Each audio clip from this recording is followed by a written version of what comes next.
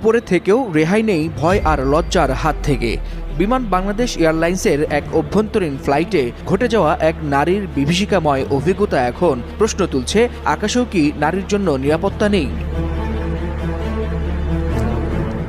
পহেলা মে ২০২৫ busy 0147 ফ্লাইটে ঢাকা থেকে সিলেট হয়ে দুবাই যাচ্ছিল জাতীয় পতাকাবাহী উড়োজাহাজ। ঠিক তখনই এক নারী কেবিন ক্রুর অভিযোগ তিনি হয়েছেন যৌন হয়রানির শিকার।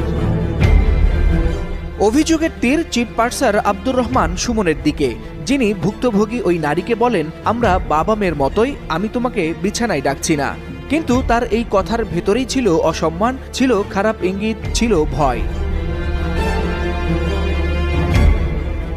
নারী কেবিন ক্রুর অভিযোগ, পার্সার সুমন তার শরীর নিয়ে কুরুচিকর মন্তব্য করেন, আর এতে তিনি মেন্টালি ভেঙে পড়েন, কিন্তু তবুও দায়িত্ব পালন করে যান। যমুনা ইলেকট্রনিক্স ঈদে ডাবল খুশি অফার